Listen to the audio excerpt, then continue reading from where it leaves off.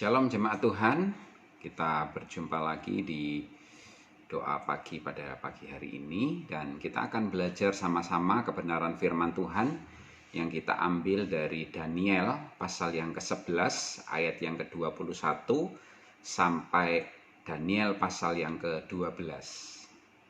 Saudara, kalau saudara membaca ayat-ayat ini, maka kitab Daniel pada pasal yang ke-10 dan 11 itu bicara tentang penglihatan yang didapat oleh Daniel yang kemudian dia sampaikan kepada raja, dan kemudian ayat yang ke-12 itu bicara tentang akhir zaman.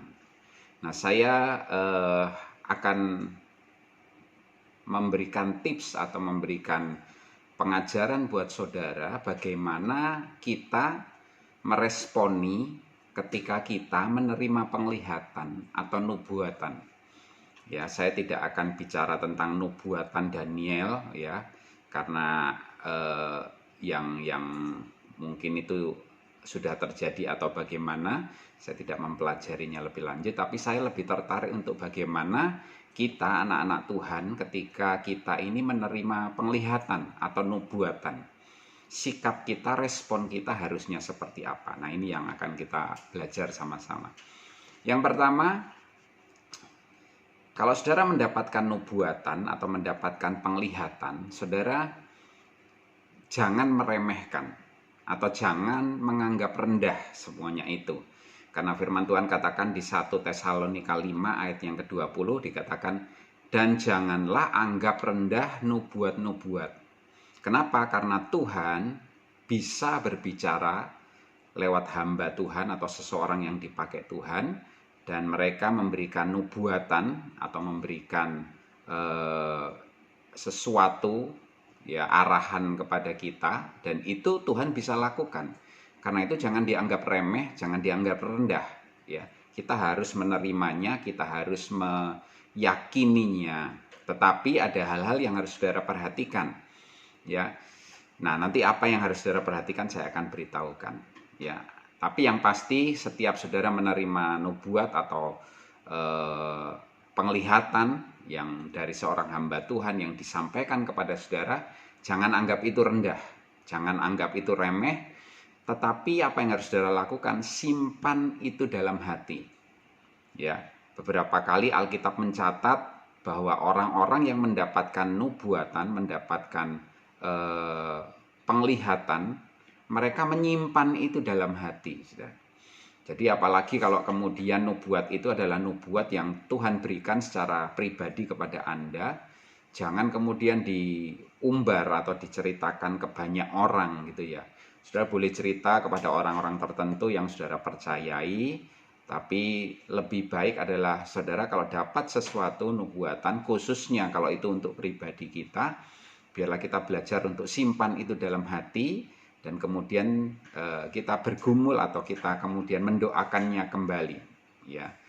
Nah, yang kedua, saya mau mengajar saudara untuk bagaimana membedakan ini nubuatan asli atau palsu ya.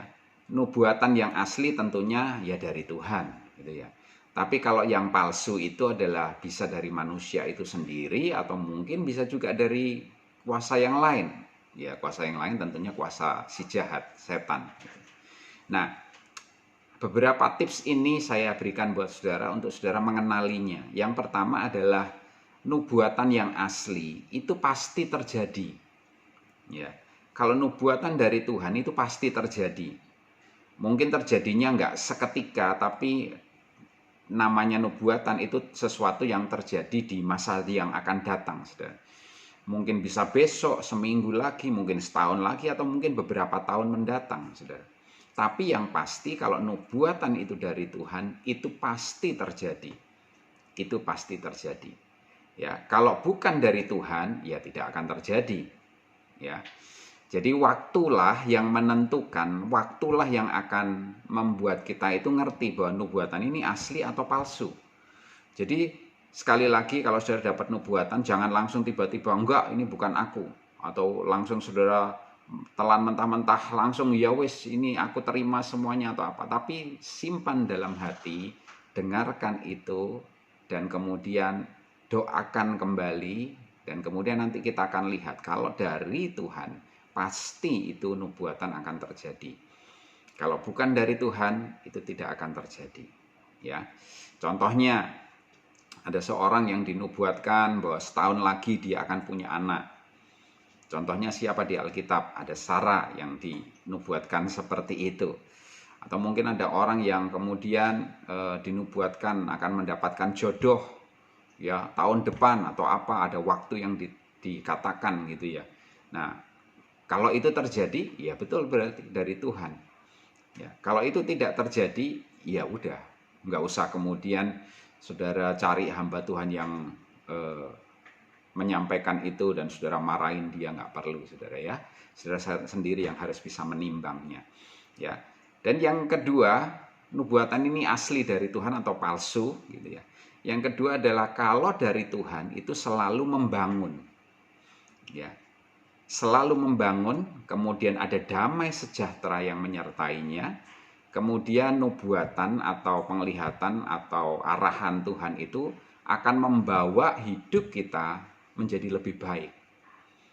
Pasti isinya akan membuat kita terbangun kehidupan kita, ada damai sejahtera, serta membawa hidup kita ke arah yang lebih baik. Itu kalau dari Tuhan. Kalau sebaliknya bukan dari Tuhan, nubuatan itu akan mengandung intimidasi yang menimbulkan rasa takut, rasa bersalah, tertekan, dan kemudian ada hal-hal yang mungkin ada syarat-syarat yang harus dilakukan untuk mendapatkan ini itu dan lain sebagainya. Jadi rasanya ada sesuatu yang membuat kita itu jadi ada tekanan, ada intimidasi, dan kemudian ada rasa bersalah yang kuat dan lain sebagainya. Kalau munculnya yang seperti itu bukan dari Tuhan.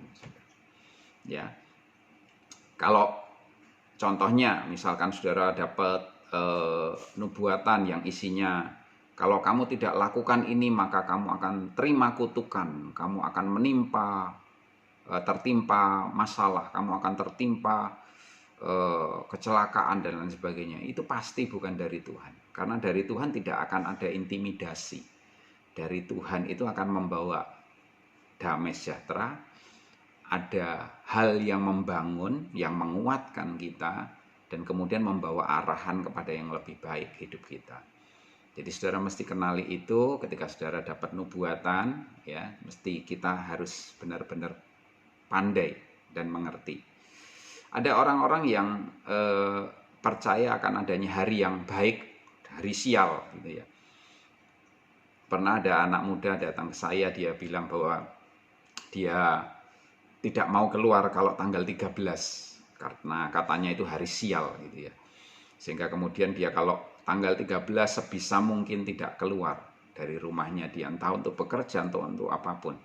Kenapa? Karena dia katanya pernah punya pengalaman. Ya, dia 2 atau 3 kali setiap tanggal itu keluar kok sial, entah ketabrak lah, entah apalah. Nah, saudara, hal yang kayak gitu itu bukan dari Tuhan.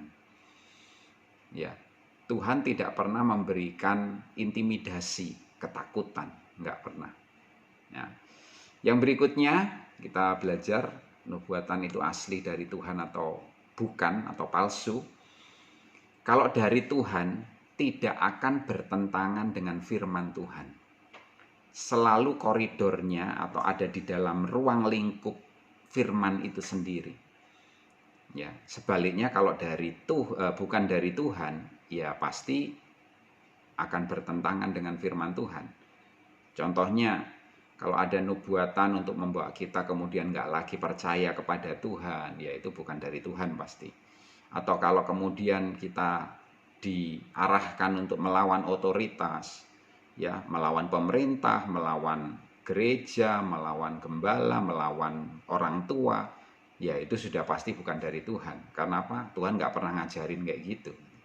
Jadi kita mesti benar-benar belajar untuk nangkep semuanya itu, ngerti kebenaran-kebenaran itu, dan kita bisa terarah dengan baik. Yang ketiga, jalani hidup Anda dengan benar. Jadi kalau saudara kasih nubuatan atau dapat nubuatan, terima itu, simpan dalam hati, jangan anggap remeh, ya. Dan kemudian biarlah waktu nanti yang akan membuktikan. Tetapi sambil saudara mendengar itu, saudara bisa tes, saudara bisa cek, ya, apakah ini benar dari Tuhan dengan beberapa kriteria tadi. Nah, sekarang yang ketiga adalah jalani hidup Anda dengan benar. Artinya apa? Jangan terus kemudian nubuatan itu membuat saudara kepikiran, membuat saudara ketakutan, membuat saudara kemudian nggak berani melangkah ini itu gitu ya. Saudara jangan, hadapi semuanya atau jalani kehidupan saudara sehari-hari dengan benar. Kalau mungkin nubuatan atau ada penglihatan atau ada arahan yang sesuatu yang mengingatkan saudara atau menegur saudara untuk saudara bertobat, untuk saudara kemudian mungkin meninggalkan hal-hal tertentu, ya ayo responi dengan benar, saudara bertobat dan belajar untuk berubah. Kemudian saudara makin dekat dengan Tuhan yang akan menolong saudara akan jadi pribadi yang lebih baik lagi. Tetapi jangan pernah kemudian dipikirkan, kemudian terlalu sampai akhirnya saudara serba salah mau melakukan sesuatu. Asalkan saudara terus hidup sesuai firman Tuhan, kebenaran-kebenaran firman Tuhan, maka saudara nggak perlu terus ya menerus ya 24 jam memikirkan nubuatan yang saudara sudah terima itu. Jalani aja hidup saudara dengan benar, dengan apa adanya, dengan saudara makin sungguh-sungguh dengan Tuhan, ya terus berdoa, ya kalaupun ada teguran-teguran yang mengingatkan akan kesalahan pelanggaran kita, ya ayo kita belajar untuk berubah dan bertobat, saudara. Ya, itu kira-kira yang bisa saya bagikan. Nah, sementara kemudian kita akan masuk ke Daniel pasal yang ke-12, itu bicara tentang akhir zaman. Nah, ini juga cukup menarik, saudara. Kenapa ada banyak orang kalau sudah dengar akhir zaman langsung pikirannya jadi parno, jadi ketakutan, ya. Ini hal yang salah gitu ya. Ini hal yang salah. Nah, saya mau ajak saudara untuk belajar bagaimana sikap kita ketika menghadapi akhir zaman. Saudara, seperti yang tadi, kita juga jangan meremehkan. Ya, mungkin ada orang yang bilang, udah dari zaman Tuhan Yesus, ya, ada Yohanes Pembaptis bilang bertobatlah kerajaan Allah sudah dekat. Nah, ini sudah 2000 tahun lebih, ya. Kok tetap Tuhan nggak datang-datang gitu. Ya seandainya saudara ini zaman Tuhan Yesus atau zaman Yohanes Pembaptis mengingatkan manusia untuk bertobat ada di sini. Sementara akhir zaman itu ada di sini. Nah, kita ini sudah berjalan terus sampai mendekati waktu yang sesungguhnya. Jadi artinya apa? Ya kita ini sudah makin dekat. Jadi kalau mungkin kita mau meremehkan akhir zaman, udah telat saudara. Ini kita udah makin dekat ini. Ya. Jadi artinya apa? Ya jangan diremehkan. Ya. Tapi kita sikapi, kita responi dengan benar. Nah, sikap seperti apa, respon seperti apa? Nah, kita akan belajar sama-sama hari ini. Yang pertama adalah firman Tuhan mengajarkan kita dalam menghadapi akhir zaman itu adalah bersiap dan berjaga-jaga. Ya. Tuhan Yesus sendiri katakan untuk waktu dan saatnya dia sendiri nggak tahu, manusia nggak ada yang tahu, malaikat nggak ada yang tahu, hanya Bapa yang tahu. Jadi saudara, kalau kita ini sudah dikasih tahu sama Tuhan Yesus bahwa tidak ada seorang pun yang tahu, satu-satunya yang tahu tentang kedatangan yang kedua adalah Bapa di surga. Artinya apa? Ya udah jangan cari tahu. Ya toh simpel sekali kan saudara. Kalau sudah dikasih tahu nggak ada yang tahu, ya udah nggak usah cari tahu. Ya, ngerepotin diri sendiri. Nah, banyak orang kemudian menafsirkan macam-macam. Dari dulu sampai sekarang banyak orang kemudian akhirnya itu jadi nubuatan-nubuatan yang sesat, jadi nabi-nabi yang sesat karena mereka kemudian memprediksi dengan cara mereka sendiri, dengan penafsiran mereka sendiri bahwa kedatangan Tuhan tanggal sekian jam sekian, ya, sampai kemudian ribut sampai akhirnya masuk ke ranah polisi dan keamanan negara, sempat semuanya ikut turun tangan dan lain sebagainya gara-gara orang-orang yang nggak ngerti firman, yang kemudian juga mudah disesatkan oleh orang-orang tertentu. Nah, kita diajar Tuhan hanya untuk apa? Bersiap dan berjaga-jaga. Yang Tuhan Yesus ingatkan adalah bersiap dan berjaga. Kapanpun Tuhan datang, kita sudah siap. Kita ready, saudara. Ya, memang pengajaran-pengajaran firman Tuhan tentang akhir zaman ada banyak. Ya, ada yang bilang bahwa ada pengangkatan lebih dulu orang-orang benar, baru kemudian masa aniaya. Ada yang bilang masa aniaya itu terjadi, baru kemudian di tengah-tengah masa aniaya ada pengangkatan orang-orang benar. Ada yang bilang, oh dianiaya dulu, nanti terakhir baru diangkat orang-orang benarnya. Saudara, itu pengajaran-pengajaran yang ada, saudara boleh percaya yang mana, saya serahkan kepada saudara, tapi saya tidak mau pusing dengan hal itu, karena buat saya lebih percaya kapanpun Tuhan datang, saya siap. Itu saja. Ya, jadi sangat lebih baik untuk kita ini mempersiapkan diri. Ya, sangat itu yang Tuhan mau, itu yang Tuhan mau kita semua kerjakan. Jadi jangan nyari-nyari tahu sudah, ya. Yang bagian kita adalah bersiap saja. Banyak orang itu ingin cari tahu sekedar kenapa, saudara? Karena mereka ingin berbuat dosa lebih banyak lagi. Kalau mereka tahu misalkan, ya nanti Januari tahun 2021 Tuhan datang, ya mereka kan punya waktu. Oh berarti mulai sekarang sampai Desember aku mau bikin dosa aja. Nanti awal Desember aku doa terus, puasa kalau perlu sebulan, sampai akhirnya tanggalnya Tuhan datang, saya sudah selesai, sudah puas berbuat dosa dan sudah bisa masuk kerajaan surga. Itu bodoh namanya. Ya, Tuhan nggak pernah bilang seperti itu, ngajar seperti itu, tapi Tuhan ngajarin kita untuk bersiap kapanpun, siap sedia. Kapanpun Tuhan datang, kita siap. Ya. Yang kedua, akhir zaman atau kedatangan Tuhan yang kedua adalah saat yang menyenangkan atau saat yang dinantikan. Ya. Harusnya ketika Tuhan datang, itu saat-saat yang sangat kita nantikan. Ya.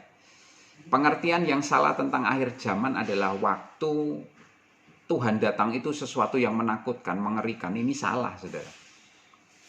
Ya. Mungkin benar kalau Anda belum percaya Tuhan Yesus. Saudara bisa takut, saudara bisa anggap itu mengerikan kalau saudara belum percaya Tuhan Yesus.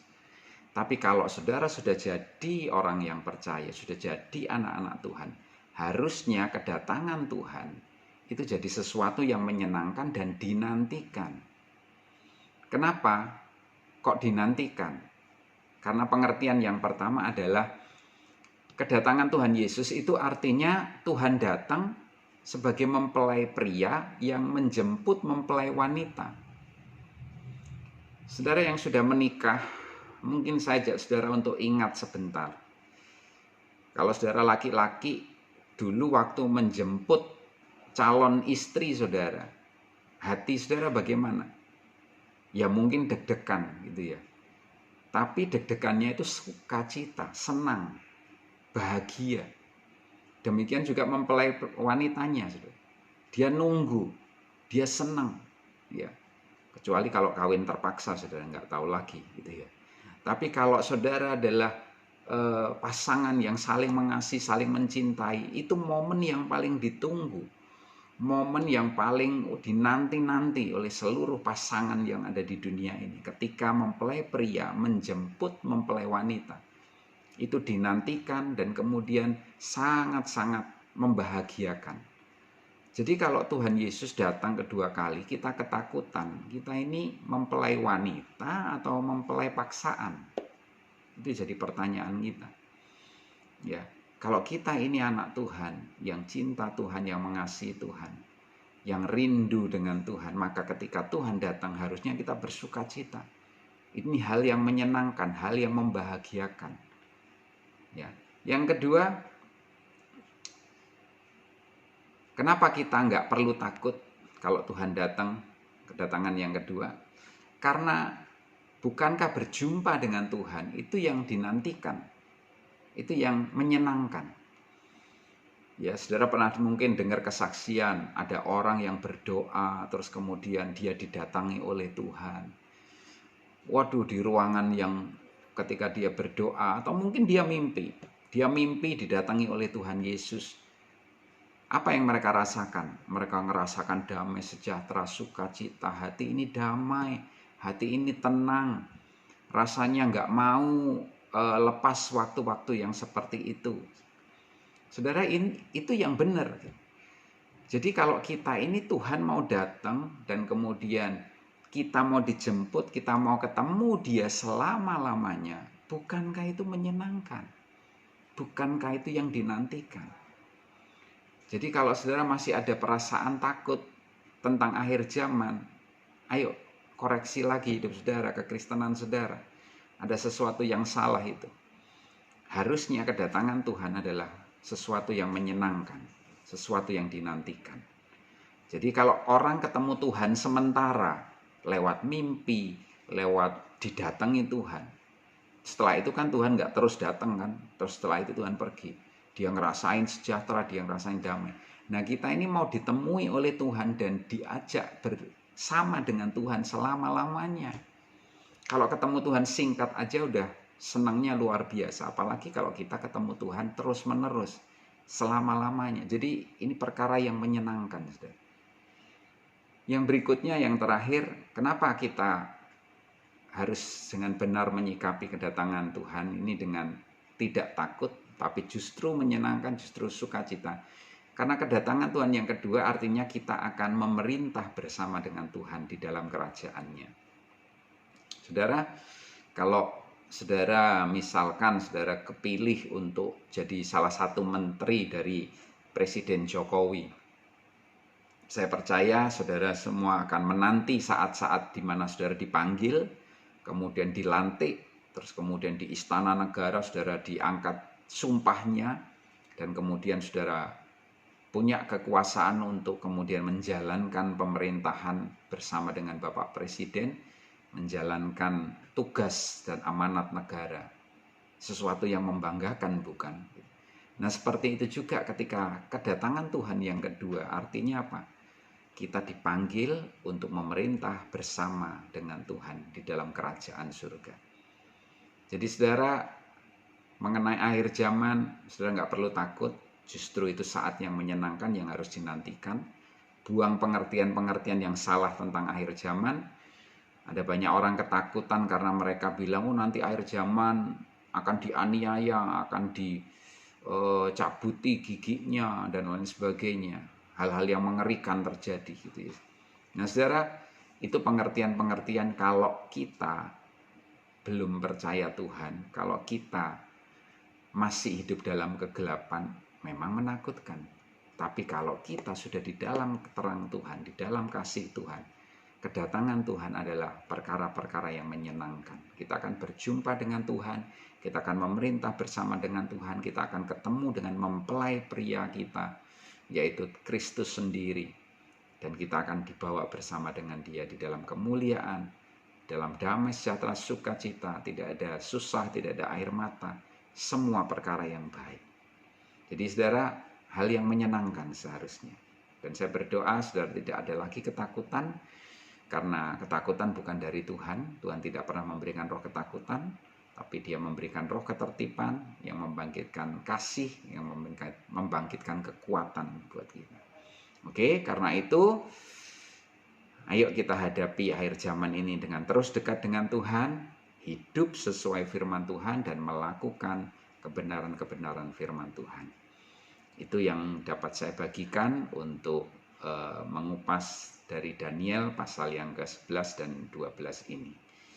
Tuhan memberkati saudara. Mari kita berdoa. Tuhan Yesus, terima kasih buat hari ini Engkau memberikan kami pengertian bagaimana kami harus meresponi, kami harus menyikapi kalau kami menerima nubuatan atau penglihatan atau mungkin perkataan dari Tuhan lewat hamba-hamba Tuhan, lewat orang-orang yang Tuhan pakai. Sikap kami harus seperti apa, hati kami, respon kami harus seperti apa. Tuhan, tolong kami sehingga kami bisa menjadi jemaat-Mu, anak-anak-Mu yang berhikmat, sehingga kami bisa menghadapi atau menerima setiap nubuatan itu dengan benar. Kami tidak meremehkannya, dan kami bisa mengenali apakah ini yang asli atau yang palsu, dan kami bisa terus Tuhan, setiap nubuatan yang kami terima itu kami akan lihat itu tergenapi, dan itu menolong kami, itu membangun kehidupan kami, membuat kami semakin dekat dengan Engkau, dan kami punya kehidupan yang lebih baik lagi. Dan Tuhan, Kau hari ini sudah mengajar kami tentang akhir zaman, bagaimana sikap dan respon kami. Tolong kami supaya kami tidak hidup dalam ketakutan, tapi justru saat-saat yang indah itu kami nantikan. Kami tunggu dan kami terus nanti-nantikan. Sambil kami terus berjaga-jaga, kami terus siap sedia, waspada, dan kemudian kami melakukan kebenaran-kebenaran firman-Mu. Sehingga kapanpun Tuhan datang, yang kami semua tidak ada yang tahu, bahkan hanya Bapa yang tahu, tapi kapanpun itu datang, kami sudah siap Tuhan. Terima kasih, berkati anak-anak-Mu, berkati kami semua supaya kami terus hidup di dalam kebenaran-Mu, sehingga kami selalu siap kapanpun Tuhan menjemput kami menjadi pribadi yang selalu siap Tuhan. Terima kasih, Kau memberkati sepanjang hari ini, apapun yang kami kerjakan Tuhan membuatnya berhasil, nama Tuhan dipermuliakan, dan hidup kami boleh jadi berkat bagi banyak orang. Kami bersyukur, dalam nama Tuhan Yesus kami berdoa. Amin.